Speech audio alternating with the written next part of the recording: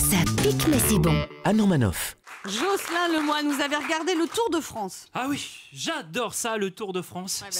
C'est l'événement sportif le plus regardé au monde. D'ailleurs, on ne dit pas je regarde le Tour de France, on dit je regarde le Tour. Et moi, j'aime pas cette expression. La dernière fois que j'ai vu mon ex, elle m'a dit je vais faire un tour. Elle est jamais rentrée. Alors, l'étape d'hier fut passionnante. 5 heures de course et il s'est rien passé. On se serait cru dans un épisode des Feux de l'amour.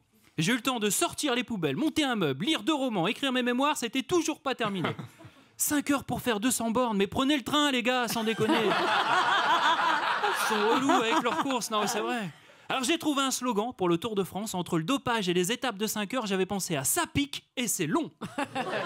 Alors le truc le plus sympa, c'est le champ lexical des cyclistes. Alors là, on est plus proche de Jackie Michel que de Gérard Rolls. Anne, n'y voyez pas malice, je retranscris tel qu'il est indiqué dans le manuel du cycliste. Alors par exemple, avoir la giclette. Si je vous dis là tout de suite, j'ai la giclette, vous dites « Oh Jocelyn, à cette heure-ci, pas maintenant ». Alors qu'avoir la giclette, pour un coureur, c'est juste être en capacité de faire des accélérations. Il y a aussi sucer la roue.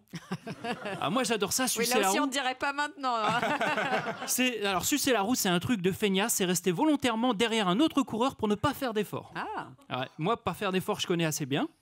Alors, pendant le Tour de France, les meilleurs cyclistes sont récompensés par des maillots différents.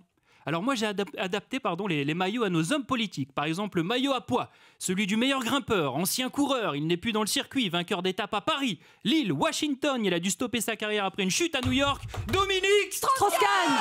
Maillot vert, celui du meilleur sprinter, on le surnomme le Richard Gere de Pau, il a un mandat de ministre le plus rapide avec 32 jours, François Bayrou. Et enfin le maillot jaune, leader et vainqueur du Tour, on le surnomme Napoléon, Jupiter ou encore Choupinet, Emmanuel Macron. Ah, quelle ambiance, il y a une vraie folie dans le studio.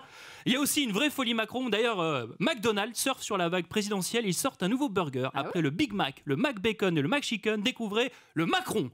Alors c'est un sandwich, un beau petit sandwich avec une grosse tête. En plus, c'est exactement le même que les autres, c'est juste que la com est meilleure. En regardant l'étape d'hier, par contre, il y a un truc qui m'a agacé. Le Tour de France qui est parti d'Allemagne. C'est curieux ça, on avait déjà le Paris-Dakar en Amérique du Sud, faut pas s'étonner si les jeunes sont nuls en géographie. Hein. Autant vous dire que j'ai passé un dimanche de fou, d'ailleurs j'arrive à la fin de ma chronique, je me sens comme un coureur français dans le sprint final, ouais, je suis à quelques mètres de l'arrivée, je sens que je peux gagner, je sens que je peux aller au bout, je donne tout, et malheureusement, c'est la chute, comme un coureur français, comme quoi même dans le cyclisme, il y a ceux qui réussissent et il y a ceux qui ne sont rien. Bravo.